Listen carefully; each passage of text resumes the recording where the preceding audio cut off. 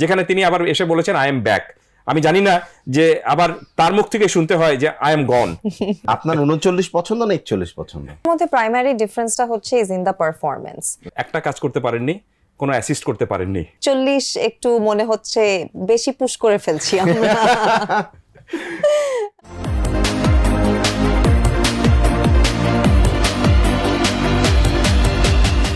এই 2026-এর ওয়ার্ল্ড কাপটা শুধু কি লিওনেল মেসির জন্যই?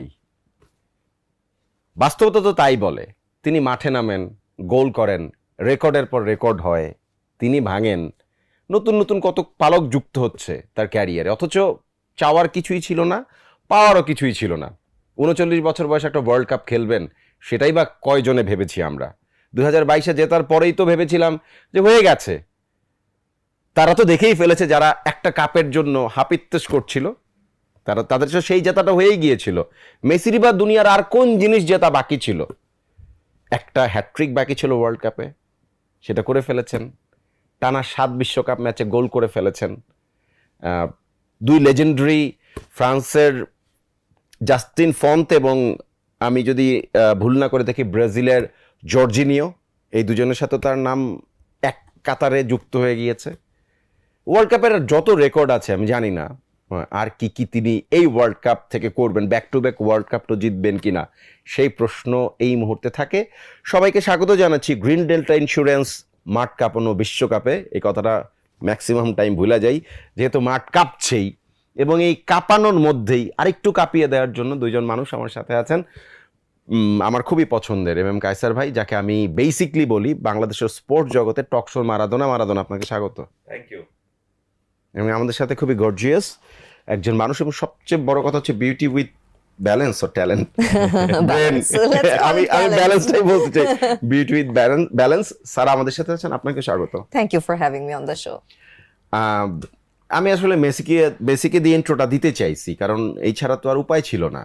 কি কি করে একটা মানুষ, যেমনে করতে চাচ্ছে তেমনিই হয়। প্রথম 2 ম্যাচে 5 গোল, হ্যাট্রিক, ব্রেস, এন্ড দেন গতকালকে খেলতে নামলো, মনে হয় মানুষ চাইছিল এরকম যে একটা গোল মেসি না করলে হয়, মানায় না, করলেনও, এবং তাও আবার তার সেই ফ্রি কিক। এই কথাটা একটু এইভাবে বলতে চাই যে কায়সার ভাই, এটা হচ্ছে আমার প্লেলিস্টে খুব পছন্দের 3-4টা গানের মতন। বার্সেলোনা ফ্যান হিসেবে আমি মেসিকে একদম শুরু থেকে ফলো করি। যেই প্লেলিস্টের গানটা বারবার বাজে, এই ধরনের 25-30 গজ দূর থেকে তো তার ফ্রি কিক অনেক দেখেছি, আবার মনে হলো যে সেই জিনিসটি দেখলাম কিন্তু নতুন, আবার নতুন করে, মানে এই জিনিসের আর শেষ হয় না। রাইট, আপনি মেসির প্রশংসা করলেন, আমি একটু সমালোচনা করি। সেটি হলো যে তিনি এখন পর্যন্ত 6টি গোল করেছেন। প্রথম যে দুটো ম্যাচ হয়েছিল, সেই দুটো ম্যাচে 5টি গোল হয়েছিল, সেই 5টি গোলে তিনি করেছিলেন। এখন পর্যন্ত তিনি হ্যাট্রিকও করেছেন, একটা কাজ করতে পারেননি, কোনো অ্যাসিস্ট করতে পারেননি। রাইট, অ্যাসিস্ট করার প্রয়োজন হচ্ছে না, কারণটা হলো যে গোল তিনি নিজেই করে যাচ্ছেন। সো অনেকে বলেন যে এই মুহূর্তে আপনি যখন সকাল হয় তখন সকালকে বলেন যে গুড মর্নিং। আমি এই সময়টুকুতে গুড মর্নিং বলছি না, আমি সময়টুকুকে বলছি ফুটবল মর্নিং। আর এই বিশ্বকাপটাকে যদি আপনি এক ট্যাগলাইনে যোগ করতে চান, তাহলে আমি বলবো যে এটা মেসিময় বিশ্বকাপ এখন পর্যন্ত। কারণ তিনি যে পারফরমেন্স দেখিয়েছেন, তারপরে দ্বিতীয় কাউকে চিন্তা করতে হলে আপনাকে কিন্তু আরো 3বার চিন্তা করতে হবে। আমার মনে হয় যে দ্বিতীয়বার আপনাকে মেসির নামটা আনতে হবে, তৃতীয়বারও মেসির নামটা আনতে হবে, তারপরে চতুর্থবারে আপনি অন্য কাউকে দিয়ে চিন্তা করতে পারেন। পুরো এই 3টি ম্যাচে তার পারফরমেন্সে যদি আপনি অ্যানালাইসিস করেন, তখনই দেখবেন যে আপনি এই জিনিসটা হচ্ছে। আপনি শুধুমাত্র তিনি যে গোল করেছেন তা না, পুরো ম্যাচের মধ্যে একটা যে প্রভাব থাকে, এই প্রভাবটুকু কিন্তু পুরোপুরি তিনি রাখতে পেরেছেন। সো সবকিছু মিলে এখন পর্যন্ত আর্জেন্টিনা যা খেলেছে, তাতে এই বিশ্বকাপটাকে আর্জেন্টিনার না বলে মেসির বিশ্বকাপ বললেই আপনি, আমার মনে হয় যে কোনো আত্মুক্তি হবে না। আরেকটা বিষয় যোগ করি, সেটি হলো মেসি কিন্তু বিশ্বকাপ জিততে আসেননি, মেসি বিশ্বকাপ অক্ষুণ্ণ রাখতে এসেছেন। ট্রফিটা তার হাতেই রয়েছে। সো এটা যেন শিরোপাটা অক্ষুণ্ণ থাকে, সেই চেষ্টায় তিনি এসেছেন। তিনি যদি জিততে না পারেন, আমার মনে হয় না যে তিনি তার কিছু হারানোর কোনো কিছু রয়েছে। সো মেসি এই বিশ্বকাপ থেকে যাই পাবেন সামনের সময়টুকুতে, এটা ধরে নিতে হবে এটা প্লাস পয়েন্ট। আর যদি কিছু না পান, এটা ভাবার কোনো কারণ নেই যে তিনি মাইনাস কোনো কিছু হয়ে যাচ্ছে তার জন্য। সো এই বিশ্বকাপটা তিনি 39 বছর বয়সে যেভাবে উপভোগ করেছেন, তাতে একটা বিষয় আমি একটু বলতে চাই যে ফুটবল শুধুমাত্র কিন্তু 90 মিনিট বা মাঠের খেলা না, এটা one kind of life philosophy. আপনি জীবন দর্শনের মতোই। এই যে 39 বছর বয়সে একজন মানুষ এসে যে ফুটবলটাকে যেভাবে উপভোগ করছে, যেভাবে আনন্দ দিচ্ছে, আনন্দ নিচ্ছে, আমি মনে করি যে এখান থেকে এই ফুটবল থেকে তার ফুটবল থেকে অনেক বেশি কিছু পাওয়ার রয়েছে। সো জীবন কখনোই থেমে থাকে না, এবং জীবন যতদিনই থাকবে সেটা যেন আনন্দে কাটানো যায়, উপভোগ করানো যায়। আমার অন্তত মেসির খেলা দেখে সেই বোধটুকু এসেছে। Exactly, Sara catch, nice. Do you want it back? না নো, আপনার কাছে থাকুক। Okay. আমি এই প্রশ্নটা করব যে আপনি আসলে কার ফ্যান? আমি আসলে I adore Messi a lot. না না, প্রশ্নটা একটু ঘুরাই করি। Okay. আপনার 39 পছন্দ না 41 পছন্দ? আমার 39 পছন্দ। 39 পছন্দ বেশি। 41 একটু মনে হচ্ছে বেশি পুশ করে ফেলছি আমরা। But I have been an avid fan of France অনেক বছর ধরে। সো এবারও আমার ফেভারিট টিম ফ্রান্স। সো সেই ক্ষেত্রে আমি বলবো যে আমার আসলে কিলিয়ান সবচেয়ে বেশি এমবাপ্পেকে পছন্দ, পছন্দ। হ্যাঁ, এবং দেমবেলে, যাকে আমরা এই ওয়ার্ল্ড কাপে আসলে দেখছি অনেক সুন্দর পারফরমেন্স করতে। রাইট। আমার রাগ ওর উপরে। উসমান We দেমবেলে had to 4টা talk বছর বার্সেলোনায় খেলেছে, Yes. 4 বছরে পারফর্ম করে নাই, ইনজুর্ড হয়ে পড়েছে। তারপরে যখন পিএসজিতে গেল, লুই এনরিকে তাকে রাতারাতি বদলাই ফেলছে আসলে। দারুণ মুভ আসলে, এবং ব্যালো দর জিতেই এখানে এসছে। তো সবকিছু মিলে আপনি একটু আমাকে দিতে চান, ব্যাক করতে Yes. চান? দেন প্লিজ দেন। Okay, nice. তো আপনার কাছে এই প্রশ্নটা করতে চাই যে লিওনেল মেসি, এমবাপ্পে এটা স্বীকার করেছেন যে মেসি মাঠে নামবেন এবং গোল করবেন, এটা উনিও জানে, টিমমেট ছিলেন, পিএসজিতে একসাথে খেলেছেন। মেসি আসলে কোন জায়গা পর্যন্ত যাবে? অলরেডি ওয়ার্ল্ড কাপের টপ গোল স্কোরার, মানে কিলিয়ান খুব কাছাকাছি, তাকে চেজ ডাউন করছে। হ্যাটট্রিক করলেন, টানা 7টা ওয়ার্ল্ড কাপ ম্যাচে গোল করলেন। কোথায় গিয়ে থামতে পারেন আপনার মনে হয়? আমার মনে হয় যে he has been very consistent with his performance. This is the same Messi যে কিনা অনেকগুলি পেনাল্টিও মিস করেছিল কিন্তু ওয়ার্ল্ড কাপে। 7টা নিয়েছে, 3টা মিস করেছে। Okay. So we have an avid fan, we can see. But আমি যেটা বলতে চাই যে যেভাবে Argentina as a team perform করছে এবং যেভাবে মেসি তার ফর্ম ধরে রেখেছে, even at this age, even in under so much pressure, আমার মনে হয় তাদেরকে কোয়ার্টার ফাইনাল পর্যন্ত তো আমরা নির্দ্বিধায় দেখতে পারবো। কিন্তু তারপরে আসলে কি হবে, বিকজ আর্জেন্টিনার সাথে এবারও আমাদের কিন্তু আরো অনেক স্ট্রং কিছু টিম রয়েছে যাদের ফর্ম কিন্তু অনেক ভালো। Germany is in a very good form, France is in a mind blowing form. সেক্ষেত্রে আমাদের অনেক টিম দেখতে পাচ্ছি যারা নতুন উঠে এসেছে কিন্তু তাদের ফর্মও অনেক ভালো রয়েছে। সো এটা আসলে খুবই কি বলবো, যে সার্টেনিটি দিয়ে কিছু বলা যাচ্ছে না আসলে এখনো পর্যন্ত। আমার মনে হয় যে 32 এর রাউন্ডটা শেষ হওয়ার পরে আমরা বলতে পারবো আসলে কোন টিম ফাইনালস এর দিকে আগাবে। রাইট। এবং সরি টু ডিসঅ্যাপয়েন্ট ইউ না, গাইস, একদম ডিসঅ্যাপয়েন্ট আমরা না। Perfectly analysis. পারফেক্টলি বলেছেন।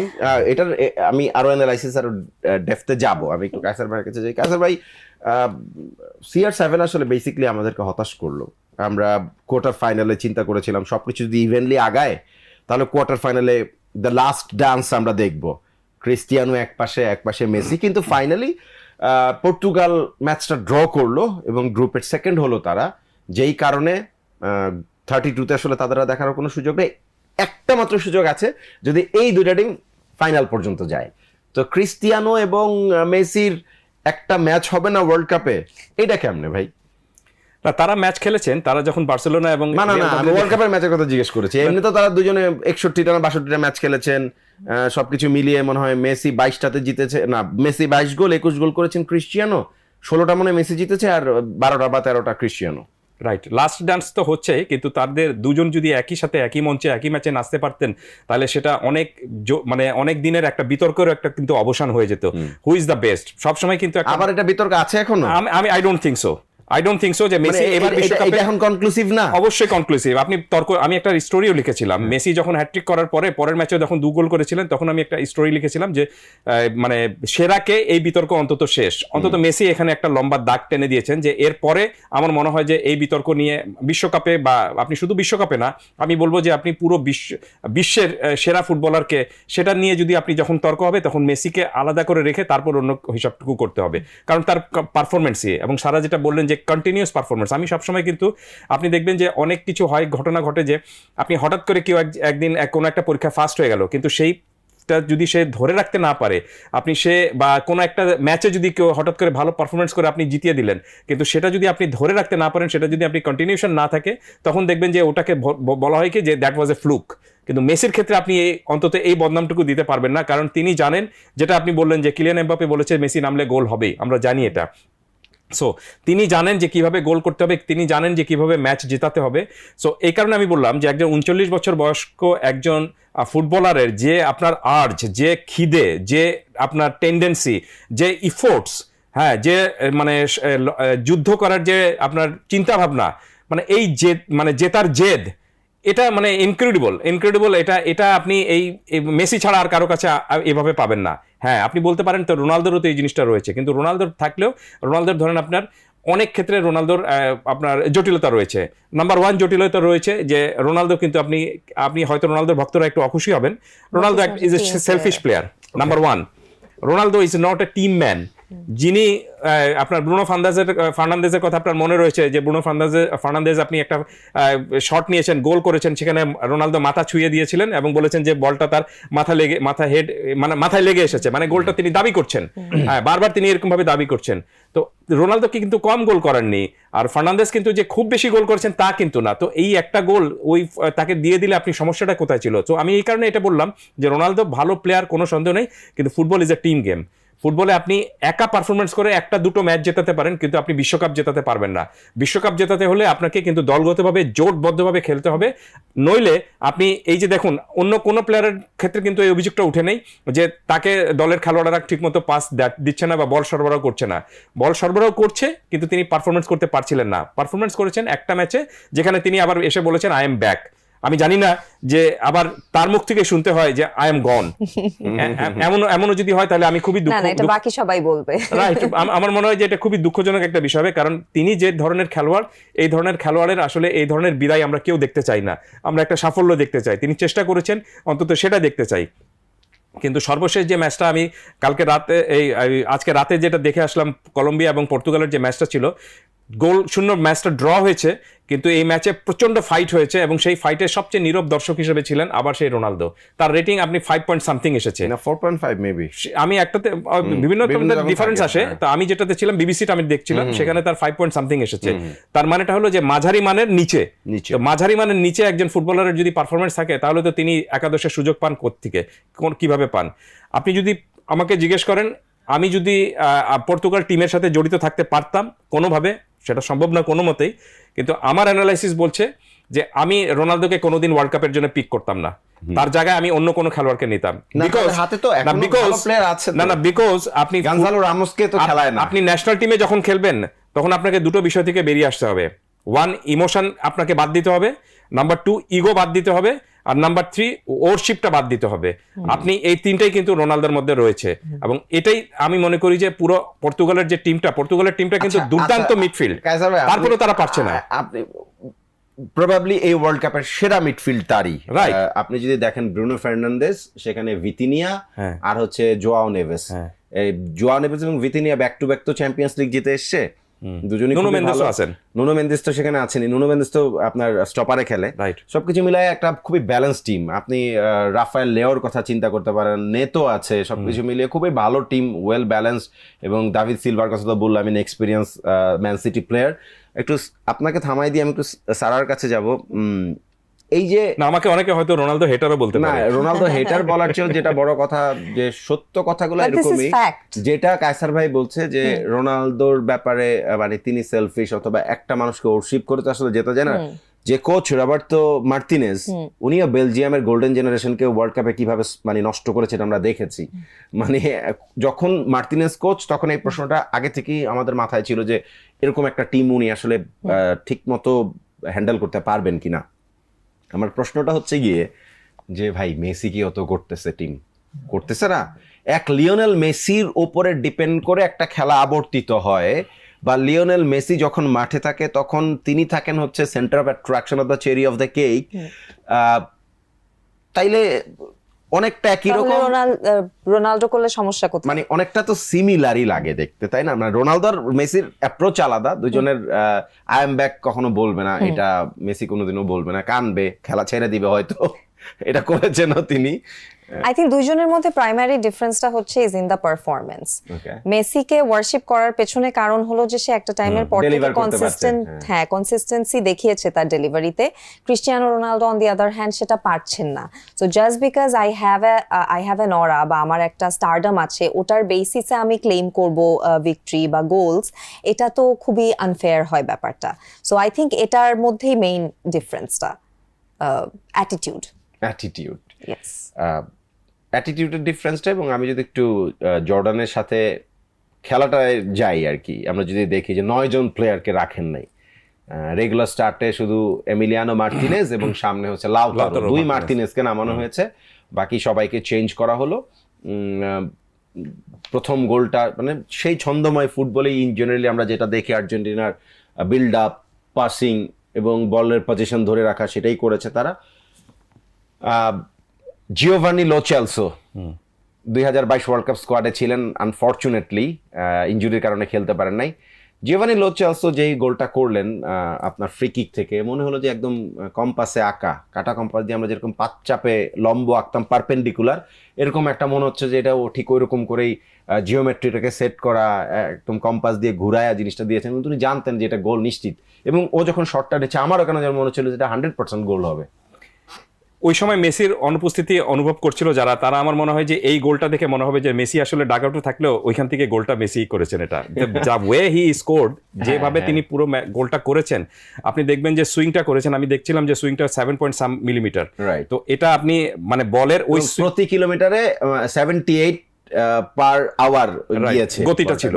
তার মানেটা হলো যে ওইখান থেকে আপনাকে শুট নিতে হলে দুটো কাজ করতে হবে। সেটা হলো যে আপনি দেখবেন যে সামনে দেয়াল ছিল, গোলকিপার মনে করেছেন যে দেয়ালের উপর থেকে মারার একটা চেষ্টাটুকু, আমার ধারণা গোলকিপার সেটা মনে করেছেন যে উনি লেফট সাইডে রাখবে, যেহেতু লেফট ফুটের, উনি কিন্তু অনেকটা সরে চলে এসেছিল, অ্যান্টিসিপেটই করতে পারে নাই। সেটা একটা বিষয়। এবং আপনি দেখবেন যে মানে তিনি ওই তার আগে কিন্তু কথা বলছিলেন, যে দেয়ালের সঙ্গে যারা দাঁড়িয়েছিলেন তাদের সাথে 2-1 সাথে কথা বলছিলেন, তার দলের প্লেয়ারের সাথে। সেখানে তিনি ঠিক করে নিয়েছিলেন যে তিনি সরাসরি শুটটা নেবেন, কোনো ধরনের অন্য কোনো আপনার চালাকি করার কোনো কিছু নেই। এবং এই কারণে তিনি যে জায়গা থেকে শুটটা নিয়েছেন সেটা কিন্তু খুবই ন্যারো একটা জায়গা ছিল, খুব একটা মানে ফাঁক ছিল তা কিন্তু না, বাট সুবিধাটা করে দিয়েছেন। ওইখানে দেয়ালে দাঁড়িয়েছিলেন যে তার একজন খেলোয়াড়, আর্জেন্টিনার একজন খেলোয়াড়, আমি নামটা ঠিক মনে আসছে না এখন পর্যন্ত, তিনি একটা পুশ করেছেন, দেয়ালকে একটা পুশ করেছেন। এবং দেয়ালকে পুশ করার কারণে আপনি যে সামান্য একটু ফাঁকটুকু তৈরি হয়েছে, সেই ফাঁকের মধ্যে থেকে তিনি বলটা মানে আপনার জাস্ট সুইং করে দিয়েছেন। গোলটা হয়েছে একটাই কারণে, সেটা হলো যে এত বেশি সুইং করানো ওই জায়গা থেকে, আপনি যদি বেশি সুইং করাতে চান তখন আপনাকে দেখবেন যে একটা জোরে মারতে হবে, এবং জোরে মারতে গেলে আপনার দেখবেন যে আপনি গোলপোস্টের উপর দিয়ে চলে যাচ্ছে। আমার কাছে মনে হচ্ছে যে তিনি দুর্দান্ত এটা শুট নিয়েছেন, কোনো সন্দেহ নেই, কিন্তু তারপরেও এখানে যদি গোলকিপার যদি সঠিক অবস্থানে থাকতে পারতেন, এবং গোলকিপার যদি আপনি দোনোমনো না করতেন, একটা জায়গায় চিন্তা করতেন যে দেয়াল যেহেতু আছে আমি এটা ছেড়ে দিচ্ছি, ফাঁকা যে জায়গাটুকু আছে আমি সেই জায়গাটুকু কভার আপ করবো, কিন্তু তিনি কেন জানি না ওই দেয়ালের উপর খুব সম্ভবত একটা আস্থা রাখতে পারেননি, এবং এই কারণে দেয়ালের পিছনে তিনি ছিলেন, এবং ফাঁকা জায়গাটুকু তার প্রচুর জায়গা রয়ে গিয়েছিল। সুপার আপনি এই এক্সিকিউশন বলা যেতে পারে। এবং ম্যাচে 3টা গোল হয়েছে আর্জেন্টিনার, 3টা গোলই কিন্তু আপনার ডেড বল ইস্যু থেকে হয়েছে। এই কথাটা আসতাম, তাই না? এবং আপনি দেখবেন যে এই মেসি তো করেছেন, মেসি যে জায়গা থেকে করে থাকেন গোল, সেখান থেকে তিনি 70% সুযোগ থাকে তার, বা 70% গোল তিনি এভাবেই করে থাকেন এই জায়গা থেকে তিনি যখন পেয়ে থাকেন। কিন্তু এই জায়গায় জিওভান্নি, যিনি এই বিশ্বকাপে প্রথম খেলছেন, এবং আপনি বললেন যে গত বিশ্বকাপে খেলার একটা সুযোগ তার সামনে ছিল, আর 2018 বিশ্বকাপে আপনি জানেন যে 2018 বিশ্বকাপে তিনি ছিলেন, কিন্তু তিনি সুযোগই পাননি, কোনো ম্যাচে সুযোগ পান, ওই সময় অনেক আসলে কোনো ম্যাচে সুযোগই তিনি পাননি, এবং সেই ম্যাচ থেকে, সেই বিশ্বকাপ থেকে মানে খেলার সুযোগই তার হয়নি।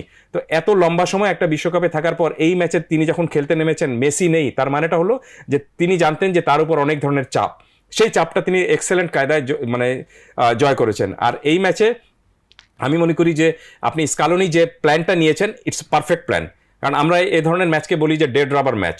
আপনি আগের দুটো ম্যাচ জিতে গিয়েছেন, গ্রুপ চ্যাম্পিয়ন হিসাবে আপনি চলে গিয়েছেন পরের রাউন্ডে, দ্যাট মিনস এই ম্যাচে জিতলেও কি, হারলেও কি, ড্র করলেও কি, কিছু যায় আসে না, বরঞ্চ আপনার ক্ষতি হওয়ার মানে সম্ভাবনা, আশঙ্কা থাকে যে আপনি যদি ইনজুরিতে পড়ে যান। এই কারণে এই ম্যাচে তিনি আগের ম্যাচের খেলার 9 জনকে চেঞ্জ করে আপনি নতুন 9 জনকে নামিয়েছেন, এবং তার যে আপনার ডাগ আউটে বা রিজার্ভ বেঞ্চ যেটা ছিল, সেই রিজার্ভ বেঞ্চের একটা পরীক্ষা তিনি করে নিতে পেরেছেন, যেটা তার অনেক কাজে লাগবে আপনার রাউন্ড অফ 32-তে। কারণ রাউন্ড অফ 32-তে আপনি নিশ্চিত থাকতে পারেন যে সেকেন্ড হাফের পর 5 জন খেলোয়াড় চেঞ্জ করার যে নতুন একটা বাঞ্চ নামানোর যে বিষয়টা থাকে সেটা পরীক্ষাটা তিনি আজকে এখানেই করে ফেলেছেন। রাইট, এবং কেবো ভার্দে অ্যাজ আ টিম আমার কাছে মনে হয় যে ওরা অত ওপেন তো খেলবে না, খুবই তারা লো ব্লক করে লো ব্লক ডিফেন্স করবে এবং 9 জন দেখবেন যে ডিফেন্সে থাকবে করবে, সেটা তো সেই ডিফেন্স ভাঙা এই আলোচনাটাই আসবো। আমি একটু সারার কাছ থেকে ঘুরে আসতে চাই। সারা 2006 আমি যদি ভুল না করে থাকি হোসে প্যাকারম্যান, 2010 দিয়াগো মারাদোনা, 2014 হোর্হে সাম্পাওলি, না 2010-এ মেবি আলেহান্দ্রো সাবেইয়া, হ্যাঁ আলেহান্দ্রো সাবেইয়া, এবং 2014 সাম্পাওলি। হ্যাঁ হোর্হে সাম্পাওলি। আর 2022-এ গিয়ে 18তে হোর্হে সাম্পাওলি, আর 22-এ গিয়ে হচ্ছে লিওনেল স্কালোনি। এই হচ্ছে লিওনেল মেসির ওয়ার্ল্ড কাপ গ্রাফ এবং কোন কোচের আন্ডারে কিভাবে খেলেছেন। স্কালোনি ঠিক 2022-এ মেসিকে যেই জায়গায় যেভাবে খেলিয়েছেন, এই 2026-এ 4 বছর পরেও মেসিকেই তিনি মানে তার দলের মেইন মানুষ করে রাখছেন। এই জিনিসের সাহসটা আসলে স্কালোনি মানে কোথা থেকে পেয়েছে বলে আপনি মনে করেন? আমার আর প্রশ্ন আরেকটু স্পেসিফিক করি যে মানে লিওনেল মেসি কি এই দলটার হৃৎপিণ্ড, নাকি মেসি ছাড়া এই আর্জেন্টিনার অ্যাটলিস্ট ফাইনাল সেমিফাইনাল লেভেলে খেলার কোনো সুযোগ আছে? মেসি ছাড়া অ্যাজ আ টিম আর্জেন্টিনা কিন্তু itself is a very strong team. So দেখেন মেসির একটা ডিমান্ড আছে for fans, for the world, everyone looks up to যে আর্জেন্টিনা খেলবে মানে আমি মেসিকে দেখবো। সো ওটার একটা চাহিদা আছে, একটা চাহনি আছে, মানুষের একটা আকাঙ্ক্ষা আছে। সো সেইখান থেকে মেসিকে টিমে রাখা তো definitely it's one of the major decisions that Argentina can make or the coach can make. But at the same time Messi ছাড়া যদি আমরা টিমটার কথা চিন্তা করি, তাদের ফরমেশনের কথা যদি আমরা চিন্তা করি, it's not a weak team.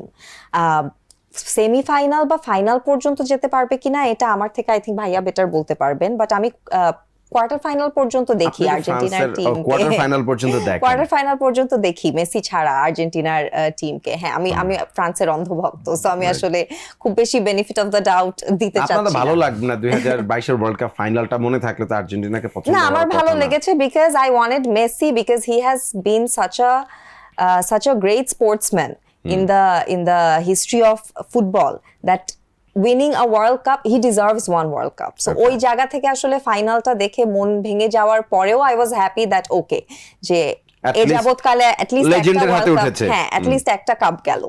So সেক্ষেত্রে আমি খুশি ছিলাম। রাইট, এটা ভেরি মাচ সেন্সিবল একজন ফ্যানের কথা। কিন্তু আপনি যে দলকে সাপোর্ট করেন সেই দল ফাইনালে হেরে গিয়েছে, তারপর আপনি যখন দেখলেন যে মেসির মতো একজন আইকন তার হাতে বিশ্বকাপটা উঠেছে এবং তিনি সেটা মেনেও নিতে পেরেছেন, এটা শুধুমাত্র কিন্তু আপনি মানে খুবই মানসিকতা বড় না হলেও আপনি এরকম ভাবে কিন্তু কেউ মেসির প্রশংসা করতে পারেন না আর কি। থ্যাংক ইউ সারা যে আপনি এত চমৎকার করে বলেছেন। আমি একটা জায়গায় লিখেছিলাম এখানে, সেটা হলো যে মেসি গতবার বিশ্বকাপ যেটা জিতেছিলেন তাতে বিশ্বকাপটা একটা পূর্ণতা পেয়েছে। হ্যাঁ, মনে হচ্ছিল যে এই বিশ্বকাপ মেসির হাতে না থাকলে বিশ্বকাপের একটা অপূর্ণতা থেকে যায়। এত জিনিস এমন একটা হাত আমাকে টাচ করে নাই যে হাতটা দুনিয়ার সেরা ফুটবলার। সেটাই যে এত কিছু তিনি জিতেছেন, এত ভালোভাবে মানে ফুটবলের আনন্দ নিয়েছেন, আমাদের সবাইকে আনন্দ দিয়েছেন। আমি কিন্তু আর্জেন্টিনার সাপোর্টার না, আমি কিন্তু মেসিরও অন্ধভক্ত না, আমি খেলার ভক্ত, আমি উপভোগের ভক্ত। আমাকে যে আনন্দ দিতে পারে, আমি যার কাছ থেকে যার ফুটবল থেকে আনন্দ নেই, সেটা যদি কেপ ভার্দে হয় আমি কিন্তু তার সাপোর্ট করব, তাকে মেনে নিব। আমি সেইভাবেই কিন্তু ফুটবলটাকে সাপোর্ট করি। সো মেসির খেলাটা দেখলেই আপনি যখনই খেলা দেখতে বসবেন দেখবেন যে মেসির খেলা দেখার সৌভাগ্য আমার মানে আমাদের বাংলাদেশেও যখন এসেছিলেন নাইজেরিয়ার সাথে খেলেছিলেন সেটাও হয়েছে, এবং মেসি যখন 2006 সালে বিশ্বকাপের তার প্রথম অভিষেক হয়েছিল জার্মানিতে এবং সার্বিয়ার বিরুদ্ধে তিনি যে গোল করেছিলেন গেলশেনকির্চেনে, আমার সেই ম্যাচটা মাঠে বসে দেখার সৌভাগ্য হয়েছিল। তখন আমি চিন্তাও করতে পারিনি যে এই ছোট 19 বছর বয়সী একটা ছেলে পরবর্তীতে পুরো বিশ্বকে এরকম ভাবে মাতিয়ে রাখবে। তখন কেন মনে হয় না মানে 19 বছরের লিওনেল মেসি 2006 সালে বার্সেলোনাতে তো মোটামুটি মানে এখন লামিনি ইয়ামাল যেরকম, ওই সময় মেসি লামিনি ইয়ামাল হয়ে আসছিলেন না? ওই বিশ্বকাপে মনে হয়নি। এর কারণটা হলো যে সেই বিশ্বকাপে আপনার রিকেলমে ছিলেন, সেই বিশ্বকাপে আপনার আরো কয়েকজন খেলোয়াড় সবাই ছিলেন, সবাই হান্নান ক্রেসপো থেকে শুরু করে ভেরন থেকে শুরু করে সবাই তারকা হিসেবে ছিলেন, এবং মেসি সেখানে আপনি খেলতে নামতেন দু একটা ম্যাচে বোধহয় খেলতে নেমেছিলেন, চেঞ্জে নামতেন তিনি, এবং সার্বিয়ার বিরুদ্ধে তিনি গোল করেছিলেন। কিন্তু সেই গোল করার পর তার যে উল্লাসটুকু ছিল, সেই তখন তিনি কার্লি হেয়ার ছিল তার, আমার মনে আছে বড় চুল ছিল, 19 বছর বয়সে একটা ছেলে, সে এখন পুরো বিশ্বকে মাতিয়ে রাখছে এখন পর্যন্ত। সো এটা অনেক ইম্পর্টেন্ট একটা বিষয় যে আপনি হঠাৎ, যেটি আমি বললাম যে তার পারফরমেন্স আসলে ফ্লুক না, তার পারফরমেন্স আসলে সত্যিকার অর্থেই মানে প্রভাবী। এবং এটা মেসি যে ফুটবলে প্রভাবটুকু রেখে গেছেন, আমার মনে হয় যে অন্য আর কোনো ফুটবলার এত প্রভাবী মানে পারফরমেন্স রেখে যেতে পারেনি। হয়তো অনেকে বলবেন যে পেলে রেখেছিলেন, পেলে 3টি বিশ্বকাপ জিতেছেন, রাইট, আপনি হয়তো দেখেন নাই খেলা, অনেকে খেলা তার দেখেনি, কিন্তু তখন 70 সালের যে বিশ্বকাপে তিনি জিতেছিলেন, সেই বিশ্বকাপে তার সুন্দর এক প্রভাব ছিল, ফাইনালও তিনি গোলও করেছিলেন, 2টো গোল করেছিলেন এবং অ্যাসিস্টও করেছিলেন। আর মেসির যদি আপনি 2022 সালের দেখেন আপনি প্রথম রাউন্ডে কোনো গোল পাননি, কিন্তু তারপরে নকআউট রাউন্ড থেকে ফাইনাল পর্যন্ত প্রত্যেকটা ম্যাচে তিনি গোল করেছেন, প্রত্যেকটা ম্যাচে গোল করেছেন এবং প্রত্যেকটা ম্যাচে প্রভাবী ভূমিকা পালন করেছেন। তো সব জায়গায় অনেক সময় কিন্তু গোল আপনি দল পিছিয়ে রয়েছে, সেই ম্যাচেও তিনি দলকে কিন্তু জিতিয়ে দিয়েছেন। এবং 2022 সালের কথা আপনি চিন্তা করেন, ক্যাপ্টেন হিসেবে তিনি খেলতে নেমেছেন, প্রথম ম্যাচে তিনি সৌদি আরবের কাছে দল হেরে গেল, পরের ম্যাচে ক্রোয়েশিয়ার সাথে খুব সম্ভবত ড্র করলো, না তারপরে পরের ম্যাচ তো মেক্সিকোর সাথে ছিল, এবং তারপরে খুব সম্ভবত আরেকটা ম্যাচ আইসল্যান্ডের সঙ্গে ছিল, সেই ম্যাচটাও জিতেছে, কিন্তু খুঁড়িয়ে আপনার প্রথম রাউন্ডটা ক্রস করা হয়েছে। সো সেই দল সেকেন্ড রাউন্ড থেকে যে ফুটবলটা খেলেছে, সেটা সেকেন্ড রাউন্ডে গিয়ে তারপর তো কোয়ার্টার ফাইনালে আপনার যখন নেদারল্যান্ডসের সাথে ম্যাচ 2-2 গোলের ড্র ছিল, ক্রোয়েশিয়াকে খুবই কনভিনসিংলি 3-0 হারাইছিল if I am not wrong. But নেদারল্যান্ডসের সাথে ওই ম্যাচটা একদম শেষ দিকে ভংঘ্রস্ট যে প্লেয়ারটা, মানে ভংঘ্রস্ট বা ভংঘ্রস্ট যেই নামই হোক না কেন, নেদারল্যান্ড নাম এরকমই, গোলটা দিয়ে দিয়েছিল। তারপরে তো আপনার এমিলিয়ানো মার্তিনেজ বেসিক্যালি রাইট সেই ম্যাচটাকে বাঁচায়। না, এমিলিয়ানো মার্তিনেজ তো অবশ্যই, এবং কিছুটা আমি মনে করি যে সৌভাগ্যও তাদের পক্ষে ছিল, প্রচুর। এটা ওয়ার্ল্ড কাপ জিততে ভাগ্যের বাইরে কোনো কিছু নাই তো। আপনি ফাইনালটাই দেখেন, আপনি চুয়ামেনি যে গোল শটটা নিয়েছিলেন লাস্ট, চুয়ামেনি না, ওটা হচ্ছে রান্দাল কুলুমুয়ানি, বেসিক্যালি এবার নাই, রান্দাল কুলুমুয়ানি এই কারণে চুয়ামেনি আর কুলুমুয়ানি, রাইট, তিনি যে শটটা নিয়েছিলেন সেখান থেকে আমি মনে করি যে সেটা 100 বার শুট নিলে 100 বার গোল হওয়ার কথা, 100 বারই গোল হওয়ার কথা, কিন্তু সেই জায়গায় তিনি তার পা দিয়ে ওটা ঠেকিয়ে দিয়েছিলেন। ওইটা বাদ দেন না, আমি সারার টিম তো, আমি কি সারাকে জিজ্ঞেস করি, সারা আর্জেন্টিনা লিড নিচ্ছে আর কিলিয়ান এমবাপ্পে শোধ করতেছে, মানে 2-0 আগায় যাওয়া দল, তারপরে এটা 3-3 হয়ে যাবে, এটা কে ভাবছে ভাই? আমরা তো ভাবি না কিলিয়ান এমবাপ্পে ফাইনালে গিয়া মানে একটা হ্যাটট্রিক করে ফেলবে, এটাও ভাবি না। আবার কুলুমুয়ানিকে যে এমিলিয়ানো মার্তিনেজ এইভাবে থামাই দিবে, এইটাও ভাবি নাই। আর অলওয়েজ একটা কথা হচ্ছে যে পেনাল্টিতে যখন মানে খেলা যখন টাই ব্রেককে যায়, তখন হচ্ছে যেই দলের শুটাররা যত স্ট্রং, আমি শার্প শুটার, আর্জেন্টিনা সারা জীবনেই শুটিং এ খুবই দুর্বল দল সব সময়। 2006 যদি আমাদের মনে থেকে থাকে, একটা টাই ব্রেকারেই আসলে আর্জেন্টিনা বাদ হয়েছিল, রবার্তো আয়ালা মিস করেছিলেন একটা পেনাল্টি, আমার মনে আছে, চেহারা দেখে বোঝা গিয়েছিল যে ও গোল করতে পারবে না, এটা বোঝা যায়। আর ওটা খুবই ডিসঅ্যাপয়েন্টিং ছিল ওই ইয়াটা দেখা, পেনাল্টি। তো সবকিছু মিলিয়ে মানে লাখ তো লাগে না। হ্যাঁ, ফাইনালসে আমি এটা মনে প্রাণে বিশ্বাস করি পুরো টুর্নামেন্টে লাখ লাগে ভাই, ফাইনাল না, নট অনলি না। আপনি স্ট্র্যাটেজি, আপনি আপনার এক্সপার্টিজ, আপনি আপনার ফর্ম দিয়ে হয়তোবা কোয়ার্টার ফাইনাল পর্যন্ত, সেমিফাইনাল পর্যন্ত আপনি যেতে পারবেন। সেমিফাইনালের পর থেকে স্পেশালি ফাইনালে ইউ নিড লাক, মানে luck has to be on your side for winning the cup. জিততে হলে মানে হ্যাঁ লাক তো লাগবে, এবং সাথে আপনার খেলার পারফরমেন্সটাও লাগবে, সবকিছুই। আর বিশ্বকাপ যেটি বললাম, যে বিশ্বকাপ জিততে হলে শুধুমাত্র একজনের উপর নির্ভর করলে চলবে না। এবং আর্জেন্টিনার দলটাকে হয়তো অনেকে বলছেন যে এটা মেসিময় দল, আপনি যেটা বলছিলেন না, লাউতারো গোল করে ফেলছে তো, মানে লাউতারো তো আগে বিশ্বকাপে 4 ম্যাচে 1 গোলও করে না, 4 ম্যাচে একটা গোলও করেননি, একটা গোল করেছিলেন সেটা, এবং অল ইম্পর্টেন্ট গোলটা কিন্তু তার, যদিও সেটা তার খাতায় যোগ হবে না, টাই ব্রেকারে যে লাস্ট গোলটা করেছিলেন সেটা কিন্তু তিনিই করেছিলেন, এবং তার সেই গোলের পরে কিন্তু আর্জেন্টিনা বিশ্বকাপটা জিতেছিল, মানে ওটা টাই ব্রেকারে, এই কারণে তার গোলে এটা কাউন্ট হবে না। বাট এবার বিশ্বকাপে গোল করার পর, এই কারণে আমি বললাম যে এবার বিশ্বকাপে যে গোল করছেন সেটা ফাউল ছিল, লাউতারো যে পেনাল্টি থেকে গোল করলেন এটাকে ফাউল ছিল। হ্যাঁ, ওটা ফাউল ছিল, কারণটা হলো যে আপনার ওটা তিনি হেড করতে নিয়েছিলেন এবং বুটটা তার কিন্তু কপালে লেগেছিল। বরঞ্চ আপনি বলতে পারেন যে আগেরটা যেটা ফ্রি কিক যেটা দিয়েছিল, যেটাতে আপনার জিওভান্নি গোল করেছিলেন, সেটাতে আপনার 100% আমি কিন্তু সন্তুষ্ট না। কি কারণে সন্তুষ্ট না? আপনি দেখবেন যে বল কিন্তু অলরেডি ক্লিয়ার হয়ে গিয়েছে, তারপরে ওই আপনার পায়ে কিন্তু আপনার ডিফেন্ডার এসে পা দিয়ে তার পায়ের মধ্যে বাড়িটা দিয়েছিলেন, কিন্তু এর আগে বল কিন্তু চলে গিয়েছে সেখান থেকে। কিন্তু এই ধরনের ট্যাকেল তো অ্যাকসেপ্টেবল না, Right, আপনি এটা- পেছন থেকে ট্যাকেল করবেন, আপনি বল থাকুক না থাকুক, এটা আসলে ফাউল হিসেবে কাউন্ট হয় রাইট, মডার্ন কিন্তু ফুটবলে। আমি আমার যুক্তির পিছনে এটা বলছি যে এই বিশ্বকাপে আমরা দেখেছি যে এর ধরনের অনেক ফাউল হয়েছে। ওই ফাউলটা দিত না যদি হচ্ছে কোন আর্জেন্টাইন প্লেয়ারের পায়ে বল থাকতো, তাহলে অ্যাডভান্টেজ আমি সেটাই বলছি যে এই বিশ্বকাপে অনেক এই ধরনের রেফারিং হয়েছে যেটা আপনি না না, আর্জেন্টাইন ফ্যানরা নাকি টাকা দিয়ে ফিফারে কিনা না সেটা না, আমি অত ছোট চিন্তায় থাকতে রাজি না। আমার কথা হলো যে এটা রেফারি হয়তো ভুল সিদ্ধান্ত দিয়েছেন, এটা গেল একটা দিক।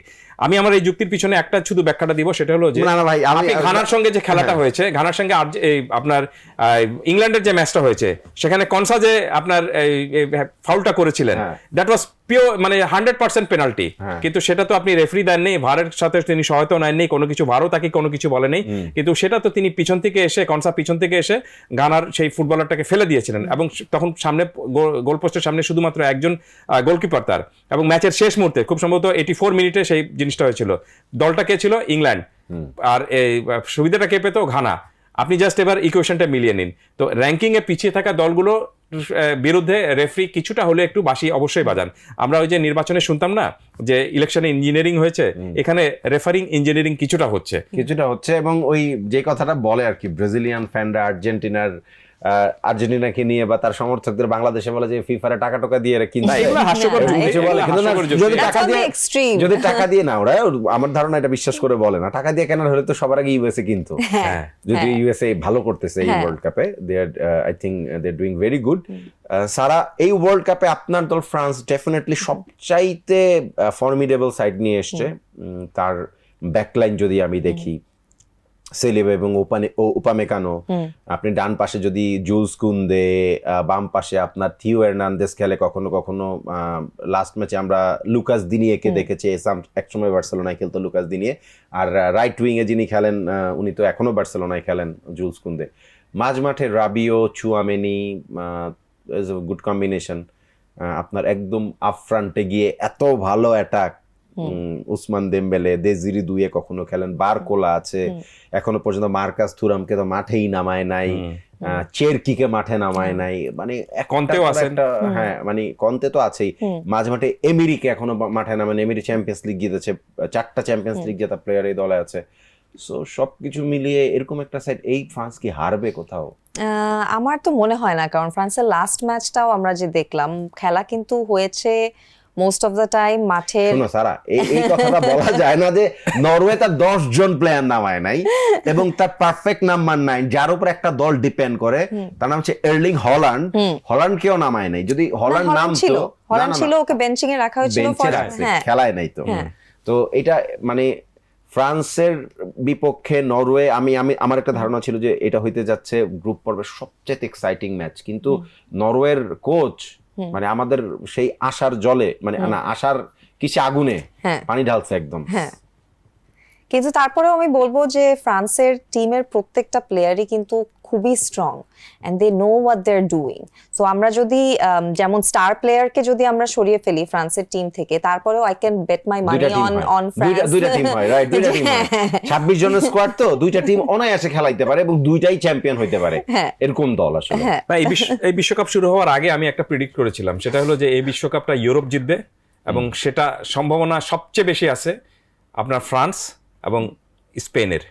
এবং আমি জানি না, স্পেনকে হয়তো অনেকে প্রথম ম্যাচে কেপ ভার্দের বিরুদ্ধে সেই পারফরমেন্সটা দেখে অনেকে হয়তো স্পেনের উপর থেকে তার আস্থাটুকু হারিয়ে ফেলেছেন, বাট আমি এখন পর্যন্ত আমার সেই প্রেডিকশনের উপরেই আমি ভরসা করছি। এই বিশ্বকাপে লাতিন কোনো দলের সুযোগটা নেই এখানে। আচ্ছা কায়সার ভাই, ধরেন ফ্রান্সের একদম out and out number 10 number 9 দলটার মধ্যে আছে, যদি আপনি একদম চিন্তা করেন, যদি আপনি সামনে যাকে দিয়ে খেলান না কেন, ওর 4টা স্ট্রাইকার নিয়ে এট এ টাইম খেলতে পারে সে। স্পেনের লাস্ট ম্যাচে আমরা দেখলাম যে মিকেল ওয়েজোবাল গোল করেছেন 2টা, but say basically number 10, say number 9 খেলে না। ওয়ার্ল্ড কাপ জেতার জন্য ফলস 9 দিয়ে তো আর ওয়ার্ল্ড কাপ জিততে পারবে না। 2010 যেটা হয়েছে ওইটা আবার মানে আলটা কি বলবো, যে আলটা ক্যারিশমেটিক টিম, যেখানে আন্দ্রেস ইনিয়েস্তা, জাভি হার্নান্দেজরা খেলেছে, সেটার স্টাইলটা অন্যরকম ছিল, টিকি টাকা স্টাইল ছিল পুরোপুরি, এবং সেটা ফুললি আপনার ভিসেন্তে দেল বস্ক ওই সময় একটা বার্সা ডিএনএ এই টিমটার মধ্যে ছিল। এখানেও ডেফিনেটলি কিছু তাই- সেই তাই ডিএনএ রয়েছে। আছে, কিন্তু আপনার লামিন ইয়ামাল, নিকো উইলিয়ামস মানে 1v1 বা 1 vs 2-তে তারা সবসময় উইং এ বল উইন করবে, বাট ফিনিশটা করবে কে? আপনি যে নামটা বললেন সেই ফিনিশ করবে ইয়ামাল ফিনিশ করবে। অবশ্যই। আপনি দেখবেন যে he just started his game. আমার কাছে মনে হচ্ছে যে এই বিশ্বকাপে আমরা অনেকে মানে যারা গোল করেছে তাদেরকে নিয়ে আলোচনা করছি, কিন্তু আপনি দেখবেন যে আপনি ইয়ামাল একা, স্পেন যদি ফাইনালে যায় তাহলে ইয়ামাল একা তাকে মানে দলকে ফাইনালে টেনে নিয়ে যাবে, আপনি নিশ্চিত থাকতে পারেন এই বিষয়ে। ইয়ামালের খেলার স্টাইলটা কিন্তু আপনার মেসির স্টাইলের মধ্যে রয়েছে। ইয়ামালের খেলার যে ইয়ামাল কিন্তু প্লে মেকার হিসেবে খেলেন, আপনি দেখবেন যে তিনি কিন্তু কিছু প্লেয়ার আছে কি আপনি দেখবেন যে শুধু খেলেন না, পুরো দলটার খেলাটা নিজে তৈরি করেন। ইয়ামাল এবং মেসি কিন্তু তাই, শুধু তারা নিজেরা খেলেন না, তারা কিন্তু পুরো খেলাটা তৈরি করেন এবং খেলাটা পুরো ম্যাচটা কিভাবে মানে আপনার কন্ট্রোলে রাখতে পারবেন সেই জিনিসটা কিন্তু তৈরি করেন, যেটা কিন্তু আপনার রোনালদো করতে পারেন না। রোনালদো তার একটা টেরিটরি রয়েছে, এই টেরিটরির বাইরে তিনি কোথাও যান না, কিন্তু মেসিকে আপনি দেখবেন যে মেসি কিন্তু নিচে নেমে, আপনি মিডফিল্ডে তো অবশ্যই সহায়তা তিনি করছেন, কিন্তু তারপরেও তিনি আবার একেবারে নিজের পোস্টে নেমে দলকে কিন্তু হেল্প করছেন। না, So, এখন এটা লাউতারও করে ভাই, এটা মেসির আর করা লাগে না, মেসি পারেও না, রাইট, বয়স হয়ে গেছে। দরকার নাই তো, কারণটা হলো যে বাদবাকি কেউ যদি হ্যাঁ, করতে পারে লাউতারো করে তাহলে দিচ্ছে, তাহলে- এটা তাহলেই হবে। এটা মেসির space-টাকে লাউতারো মেসি cover যা করে। শুধুমাত্র তার ওই যে আপনার 14 জোন, এই 14 জোনটাই উনি দখল করে রাখেন। আরেকটা জিনিসটা হলো যে আপনার ট্রানজিকশন, এটা মোস্ট ইম্পর্টেন্ট থিং আপনার ফুটবলে। আমরা কিন্তু এর আগে যেটা দেখতাম যে শুধুমাত্র যে আপনি 3জন খেলোয়াড় উপরে উঠে গিয়েছেন এবং তারা গোল করার জন্য যে আপনার রয়ে গিয়েছেন, কিন্তু তাদেরকে যে আপনার দ্রুত ব্যাক করে আসতে হয়, এই সুইফটনেসটা যে দল বেশি করতে পারবে, যত দ্রুত করতে পারে সেই দলের কিন্তু আপনি দেখবেন যে সক্ষমতা ভালো থাকবে। এবং সবচেয়ে অবাক করার বিষয়টা হলো এই সক্ষমতা এখন পর্যন্ত আমি এই বিশ্বকাপে সবচেয়ে ভালো দেখতে পেয়েছি সারার দলে, ফ্রান্সের কিছু লুপ অলসো আছে, সেটা নিয়ে আজকে নেক্সট কোন না, এপিসোডে অবশ্যই। ডেফিনেটলি আমি আলোচনা করব। সব টিমেরই good and bad এবং ধরে আছে। ধরে আলোচনা করব যে ফ্রান্স আসলে কোন কোন জায়গায় খেলা ছেড়ে দিতে পারে বা কোথায় তারা বিপদে পড়তে পারে যদি কোনো তার এগেনস্টে কোনো ভালো মাথার কোচ পড়ে যায়, এবং স্কালোনি তাদের মধ্যে একজন। ডেফিনেটলি টমাস টুখেল ইংল্যান্ডের কোচ, গুড মাস্টার মাইন্ড, তিনি জানেন দলটাকে কেমনে খেলাইতে হবে। স্যার, আমি জানতে চাই, সাউথ আফ্রিকা এবং কানাডা এই ম্যাচ দিয়ে রাউন্ড অফ 32 শুরু হচ্ছে, আজ রাত 1টায় এই খেলাটা আছে। আপনি কাকে আগায় রাখবেন এবং গোল মার্জিন কত হইতে পারে? South Africa and Canada. কাকে আগে রাখবো, এবং এখানে আমার মনে হচ্ছে সাউথ আফ্রিকা জিতবে। South Okay. আফ্রিকা অ্যাটলিস্ট 2টা গোল দিবে, অ্যাটলিস্ট 2টা গোল দিবে অ্যাটলিস্ট সাউথ 2টা আফ্রিকা, কানাডা। Against Canada. আমার ধারণা সারা এখনো পর্যন্ত কানাডার খেলা দেখে নাই। না, আমি সেটা বলছি। You're না, না, right, আমি দেখিনি এখনো এই কানাডার ম্যাচে খেলা। আমি মনে করি যে অবশ্যই কানাডা এগিয়ে থাকবে, যদিও ম্যাচটা লস অ্যাঞ্জেলসে, কানাডায় আর কোনো খেলা খেলা নেই। নেই। কানাডা তাদের যে গ্রুপ পর্বে সবগুলো ম্যাচ খেলেছে নিজ মাটিতে, এবং সেখান থেকে দর্শকদের একটা সাপোর্টটা তারা পেয়েছে। বাট কানাডা এই প্রথমবারের মতো কিন্তু বিশ্বকাপের পরের রাউন্ডে উঠলো। শুধু তাই না, কানাডা কিন্তু এর আগে যে বিশ্বকাপ খেলেছিল দে নেভার কোনো ম্যাচই জিতে নাই, কোনো ম্যাচই জিতে নাই এবং কোয়ালিফাই করছে, কোনো ম্যাচ জিতে নাই, এবং সব মিলে খুব সম্ভবত 12টা সাউথ এবার আফ্রিকাও টিমও তো একই অনেক। রকম। সাউথ আফ্রিকাও আসলে ওয়ার্ল্ড কাপে তো খেলতে আসছে মানে 2 ওয়ার্ল্ড কাপ পরে, 2010 লাস্ট খেলে। when Right. you play with a lot of, মানে যখন টিমের সংখ্যা বেড়ে যাচ্ছে তখন উইনিং এর সংখ্যাও জেতার সংখ্যাও কিন্তু বেড়ে যাচ্ছে, মানে Right. চান্সেস। না, এবারে গ্রুপ পর্যায়ে কিন্তু বিউটিফুল পারফরমেন্স করেছে কানাডা, যে 3টা হ্যাটট্রিক হয়েছে। অনেকে শুধু আমরা ডেম্বেলের হ্যাটট্রিকের কথা বলছি, আমরা মেসির হ্যাটট্রিকের কথা বলছি, কিন্তু ভুলে যাচ্ছি যে কানাডার ডেভিডসনও কিন্তু হ্যাটট্রিক করেছে এবং বড় ব্যবধানে ম্যাচ জিতেছে, এবং সবগুলো ম্যাচ খুব দাপটের সঙ্গে তারা জিতেছে। এবং তাদের মানে খেলার স্টাইলটা, এই খেলার স্টাইলের মধ্যে কিন্তু আপনার প্রেসিং ফুটবল রয়েছে, খুবই আক্রমণাত্মক ফুটবল রয়েছে, এবং সেই সঙ্গে কিন্তু ডিফেন্সটাও তাদের খুব চমৎকার। সো এই ম্যাচে নিশ্চিতভাবে আমি মনে করি যে কানাডা এগিয়ে থাকবে। আর সাউথ আফ্রিকার যেটা হলো যে সাউথ আফ্রিকা তো এই বিশ্বকাপটা শুরু করেছিল হার দিয়ে, মেক্সিকোর কাছে তারা হেরেছিল, এবং একটা ম্যাচে মাঝখানের একটা ম্যাচে তারা ভালো পারফরমেন্স করার কারণেই আপনি দেখবেন যে তারা সেকেন্ড রাউন্ডে চলে আসতে পেরেছে। আর 2010 সালে তারা যে বিশ্বকাপটা খেলেছিল সেখানে তাদের বাছাই পর্ব খেলতে হয়নি, কারণ তারা আপনার হোস্ট ছিল, এবং তারা গ্রুপ পর্ব থেকে বিদায় নিয়েছিল, হোস্ট ছিল। এই ম্যাচে নিশ্চিতভাবে কানাডা এগিয়ে থাকবে, এবং আমি মোটে অবাক হব না যদি ডেভিডসন তার ফর্মটা আবার বজায় রাখতে পারেন এই ম্যাচেও। মোস্ট প্রবাবলি আমি এখানে 2-0-তে খুব সহজ জয় দেখছি কানাডার। আচ্ছা, আগামীকালকে আরেকটা match, big match in a sense, ধরেন রাউন্ড অফ 32 বড় ম্যাচ কোনগুলা? এগুলোর মধ্যে যেমন নেদারল্যান্ডস মরক্কো ম্যাচটা বড়, আমার হিসাবে বড়। জাপান ব্রাজিল, এটাই আসবো আর কি। জাপান, যেমন ধরেন কোট ডিভোয়ার বা আইভরি কোস্ট নরওয়ে ম্যাচটা আমার কাছে মনে হয় ইন্টারেস্টিং হবে। ফ্রান্স এবং সুইডেন ম্যাচটা, যতই ফ্রান্স ভালো হোক, আপনার মাথায় রাখতে হবে যে সুইডেন এই টিমটাতে দুজন স্ট্রাইকার খেলেন, একজন লিভারপুলের আলেকজান্ডার ইসাক এবং আরেকজন আর্সেনালের, তার নাম হচ্ছে Viktor Gyokeres, both are equally good. তারপর হচ্ছে মেক্সিকো ইকুয়েডরের খেলাটা আমার কাছে মনে হয় যে এটা মোটামুটি ভালো খেলা হবে। ইংল্যান্ড ডিআর কঙ্গো, ইংল্যান্ডের জন্য খুবই সহজ প্রতিপক্ষ। বেলজিয়াম সেনেগালের খেলাটা পর্তুগালের সঙ্গে কিন্তু কঙ্গো ড্র করেছিল, হ্যাঁ 0-0 USA Bosnia Herzegovina, definitely USA better team. Spain Austria, Spain ভালো টিম। পর্তুগাল ক্রোয়েশিয়া, এটা মাউথ ওয়াটারিং ম্যাচ হবে। হ্যাঁ হ্যাঁ, মদ্রিচ আর রোনালদো যে কারো একটা লাস্ট ডান্স হবে, হ্যাঁ লাস্ট ডান্স হবে। অস্ট্রেলিয়া ইজিপ্টের খেলাটা, Egypt definitely, Argentina Cape Verde. Mohamed Salah ইনজুরিতে আছে, মোহাম্মদ সালাহ খেলবেন কিনা এই মানে সেকেন্ড রাউন্ড, মানে রাউন্ড অফ 32 স্টিল আনসার্টেইন। মানে বেশ কিছু রাউন্ড অফ 32 ম্যাচে বেশ কিছু দল পড়েছে যারা আমার কাছে খুব একটা ইমপ্রেসিভ না, বাট শুধুমাত্র ফরম্যাটের কারণে পড়ে গিয়েছে। জাপান এবং ব্রাজিল, বিগ ম্যাচ। তিনটা কঠিন ম্যাচের মধ্যে এটা একটা। কে জিতবে? My heart goes to Brazil. Brazil, হ্যাঁ, বাট জাপানও কিন্তু এবার সোফার অনেক ভালো খেলছে। ভাই আমার দল, আমি আচ্ছা হ্যাঁ, আপনার দল Japan, right, but I thought আপনার দল আর্জেন্টিনা। না না না, আমার Japan. Okay, so all the best to both the teams, but আমি চাই যে ব্রাজিল এই ম্যাচটা জিতুক। জাপান যদি হারে, আইল B heart broken, but let's see, because either if you win you're in, if you lose you're out, right. so এটা আসলে মানে খুবই আনফেয়ার একটা টিম আপ হয়েছে বলে আমার কাছে মনে হয়েছে, কারণ আমি চাই না যে জাপান এত তাড়াতাড়ি বাদ হয়ে যায়। হ্যাঁ, অন্ততপক্ষে সেমিফাইনাল খেলুক দলটা। আচ্ছা, ব্রাজিলকে হারায় সেমিফাইনাল খেললে অসুবিধা কি? না, আপনি জাপান তো ধরেন আপনি এই বিশ্বকাপের কন্টেন্ডার না, কিন্তু ব্রাজিল হেক্সা জেতার জন্য কিন্তু এসেছে। বিশ্বকাপের আগে জাপানকে কিন্তু আপনি কেউ টপ ফেভারিটের তালিকায় কিন্তু রাখা হয়নি। এইটাই তো সবাই ভুল করে। জাপান যাই, আপনি ব্রাজিল কিন্তু আপনি হট ফেভারিটের মধ্যেই তারা রয়েছে। আর এই ম্যাচে আমি মনে করি যে ব্রাজিলের অবশ্যই জেতা উচিত। ব্রাজিলের জেতা উচিত এই কারণটা হলো যে আপনি যদি বিশ্বকাপ জিততে এসে জাপানের সঙ্গে হারবেন কি জিতবেন এই ধরনের একটা দ্বিধাদ্বন্দ্ব থাকে, তাহলে তো আপনার, আমি মনে করি যে বিশ্বকাপ খেলাই উচিত না আপনার। সো ব্রাজিলের অবশ্যই এই ম্যাচে, ব্রাজিল যে টাইপের ফুটবল খেলে সেই ফুটবল, যদি হাই প্রেসিং ফুটবল, আপনি শুরুর দিকে যে আপনি 25 মিনিটের মধ্যে ছিন্ন ভিন্ন করে ফেলার একটা বিষয় থাকে, গোল করার যে একটা জেদ থাকে, সেই জেদটুকু যদি তারা দেখাতে পারে, তবেই তারা জাপানের মতো শক্তিশালী দলের সঙ্গে জিততে পারবে। শক্তিশালী আমি বলছি কি কারণে? টেকনিক্যালি শক্তিশালী। না, জাপানের সবচেয়ে বড় শক্তির দিকটা হলো কিন্তু আপনার দল, পুরা টিম না। আমি তার সবচেয়ে শক্তির দিকটা বলি হচ্ছে তার কোচ হাজিমু মোরিয়াসু বেসিক্যালি দলটাকে খেলায় হচ্ছে ওই যে আপনার সুপার কম্পিউটার একটা শাওলিন নিনজার মতো, একদম নিনজা টেকনিকে খেলায়, এবং তার কিছু বোর্ডের মধ্যে সে কিছু নাম্বার লিখে দেয়, এবং তারা জানে যে কখন কোন পরিস্থিতিতে খেলাটা আসলে কোন দিকে নিয়ে যেতে হবে। ডেফিনেটলি একটা ইন্টারেস্টিং গেম হবে। এই যতটুকু টাকা এখান থেকে আলোচনা করে আমরা নেই, তার চেয়ে অনেক বেশি আলোচনা হয়ে গেছে। না, জাস্ট শুধু একটা শেষ করি, সেটা হলো যে জাপান এবং ব্রাজিলের যে ম্যাচটা যেটা হতে যাচ্ছে, সেখানে কিন্তু আপনার ব্রাজিল যদি হেরে যায় তাহলে বাংলাদেশের অর্ধেকের বিশ্বকাপ কিন্তু শেষ হয়ে যাবে। অর্ধেকের বিশ্বকাপ, এই ঘটনা সত্য না। 2022 সালের পরে এটা 70-30 হয়ে গিয়েছে। আমি একটা শো করি এবং সেই শো আমার যখন গেস্টরা আসে আমি বুঝতে পারি পাঁচ কোন দিকে। সো 30 ভাগ লোকের ওয়ার্ল্ড কাপ শেষ হয়ে যাবে। তবে ভালো রাইভাল না থাকলে আসলে বিশ্বকাপ দেখে তো মজা নেই। তখন সারা প্রতিপক্ষ হবে যে আচ্ছা সারা হচ্ছে ফ্রান্স করে, এরকম তো হাতে গুনে খুঁজে পাওয়া যাবে অল্প কয়েকটা। সো ব্রাজিল থাকুক, খেলার আনন্দ থাকে, উত্তেজনা থাকে, গল্প করার অনেক উপলক্ষ থাকে। তবে জাপান খুবই শক্তিশালী দল, এই কারণে বললাম যে জাপান দলগতভাবে খুবই শক্তিশালী, এবং এই বিশ্বকাপে জাপানের সবচেয়ে বড় শক্তির দিকটা হলো আমার কাছে মনে হয় যে তারা গোল খাওয়ার পরও কিন্তু কামব্যাক করতে পারে।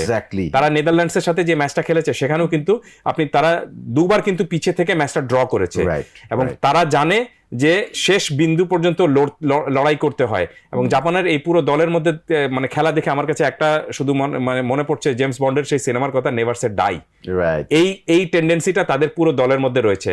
আর পরিসংখ্যানের দিকে যদি যাই, সর্বশেষ যে দুইটা ম্যাচ, আমি পরিসংখ্যান বলি, 10 ম্যাচে আমাদের 7টা ব্রাজিল, 2টা ড্র, এবং সবশেষ 2025 সালে টোকিওতে একটা ম্যাচ হয়েছে, সেখানে জাপান 3-2 গোলে জিতেছে।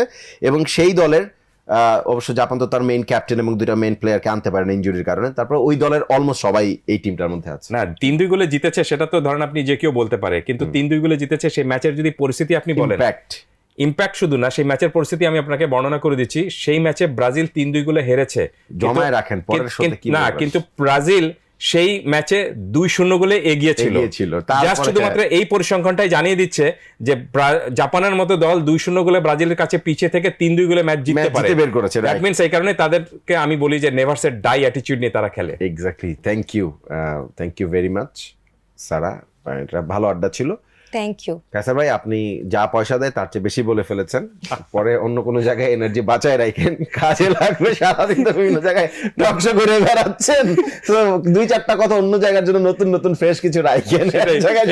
এই বিশ্বকাপ চলাকালীন যা কথা বলছি আমার মনে হয় সারা বছর এত কথা বলি না।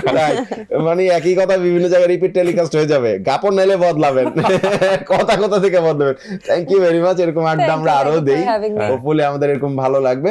আমরা শেষ করতে চাই গ্রিন ডেল্টা ইন্স্যুরেন্স মাঠ কাঁপানো বিশ্বকাপ, পরে আরো একটা ব্র্যান্ড নিউ এপিসোড নিয়ে হাজির হয়ে যাব। ততক্ষণ পর্যন্ত আপনি ভালো থাকুন, আর ওয়ার্ল্ড কাপ তো মোটামুটি জমেই গেছে, এই জমজমাট ওয়ার্ল্ড কাপটা উপভোগ করুন না সবার সাথে একসাথে মিলে। আল্লাহ হাফেজ।